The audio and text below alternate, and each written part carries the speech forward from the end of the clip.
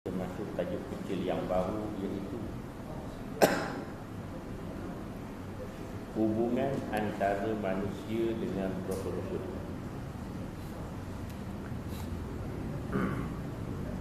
Hubungan antara manusia dengan Rasul-Rasul, dia memaksudkan sebenarnya bukan hubungan, tetapi tanggapan, ya, antara manusia dengan Rasul-Rasul. Apakah Rasul itu dianggap sebagai apa oleh umatnya, oleh manusia? Gitu, ya. Baik, dia kata di sini, hubungan seorang Muslim dengan Rasul-Rasul Allah hendaklah didasarkan ke atas tabiat mereka itu, yang selaras pula dengan tugas mereka itu. Maka janganlah manusia melampaui batas hingga membesarkan mereka ke taraf Tuhan, ataupun anaknya, yakni anak Tuhan, kerana mereka sebenarnya golongan manusia. Mereka sebenarnya golongan manusia juga yang dipilih oleh Allah Ta'ala. Firman Allah, "Ma kana li basharin ay yu'tiyahu Allahu kitab wal hukma wan nubuwah thumma yaqulu lin-nasi kunu ibadan li min dunillah." Firman Allah, tidaklah patut bagi seseorang manusia yang Allah berikan kepadanya kitab, yakni agama dan hikmah serta pangkat Nabi, kemudian ia tergamak mengatakan kepada orang ramai, "Hendaklah kamu menjadi orang-orang yang menyembahku," dengan meninggalkan penyembahan kepada Allah. Okey. Jadi dia kata di sini, kita sebagai manusia ini, manusia biasa, hendaklah menganggap Rasul itu manusia biasa. Cuma dia diberi keistimewaan oleh Allah. Sebab orang dulu-dulu ini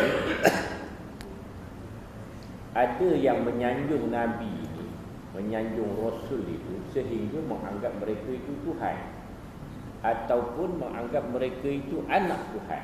Ya, ini tanggapan yang melampaui batas. Sebab itu kita perlu mengetahui bahawa dia adalah manusia juga. Cuma dia adalah sifat-sifatnya yang teristimewa itu, ya. Seperti contohnya, Rasul ini dia tidak akan menjadi cacat, ya, yang menyebabkan aib ataupun jatuh martabat dia. Dia tak akan berlaku begitu. Itu di antara istimewa dia lah. Tapi yang lain-lain itu rupa kita lah. Ya. Dan dia adalah orang yang maksum, yang Allah pelihara dia daripada dosa. Jadi tak adalah aku sangat, ya. InsyaAllah kita tak ada masalah bab itu. Baik. Ayat Quran yang disebutkan tadi, ada pula di antara, mungkinlah kot ada orang yang konon-kononnya tu dia tu dihormati orang, maka dia suruh orang menyembah dia, ya. Summa yaqulu lin-nas kunu ibadan li, dia kata. Kemudian dia berkata kepada manusia, jadilah kamu menyembah aku, kata. Nampak? Jadi tak sepatutnya begitu, ya. Ayat ini dengan tegas menentang sebarang pengabdian sesama manusia. Sebaliknya, jangan pula memandang Rasul-Rasul itu sebagai manusia biasa. Malah hendaklah kita memuliakan mereka, sebab tugas mereka menyampaikan seruan suci daripada Allah SWT. Dia kata begitu, ya. Jadi dia kata, kita tidak dibenarkan untuk menyembah manusia, ya. Termasuklah untuk kita menyembah Nabi dan Rasul. Tetapi kita janganlah perkecilkan Rasul tu. Kita kena hormati dia, kita kena muliakan dia. Sebab apa? Sebab tugas dia tu besar dan jasanya sangat besar. Macam seorang anak dengan bapak lah. Anak dengan bapak, janganlah anak ni memperkecil-kecilkan bapaknya, walaupun bapaknya badan kecil umpamanya dia. Anak besar bermain, pasal maknya tinggi sekali ganda pada bapak. Jadi anak ni lahir ikut mak tinggi, bapak kecil je. Jangan perkecilkan bapak yang kecil tu kan? Gitu. Sebab dia jasa dia besar. Kalau dikenangkan jasa besar, jasanya besar, jasa bapak besar lagi jasa Rasulullah. Pasal apa pula begitu? Sebab bapak kita tu pun Islam, mak kita tu pun Islam kerana Rasul yang bawa Islam itu. Rasul yang bawa risalah Islam dalam keadaan dia bersusah payah, dalam keadaan dia diuji oleh Allah dengan ujian-ujian yang sangat hebat. Dia menempuh segala kesusahan itu, akhirnya Islam sampai kepada kita, kepada mak bapak kita, baru sampai kat kita. Itulah besarnya jasa itu. Ya. Dia membawa Islam itu kepada kita.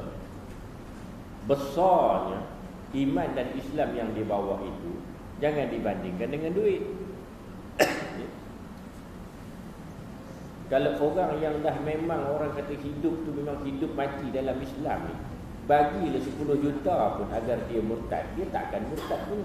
Pasal nilai Islam itu bukan sebegitu. Nak menunjukkan betapa besarnya jasa Rasulullah itu kepada kita, maka jangan perkecilkan dia. Walau bagaimanapun dia tetap manusia biasa. Ya. Baik. Penghormatan yang wajar kepada pribadi mereka adalah diterangkan di dalam firman Allah. Mereka itu mana Rasul lah. Ya.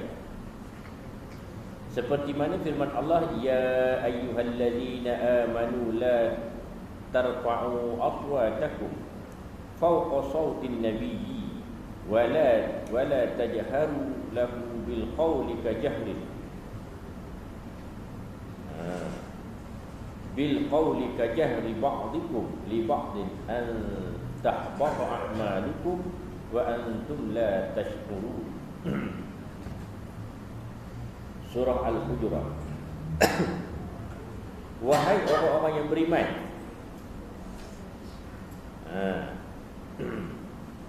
la tarfa'u aswatakum fawqa sawtin nabi.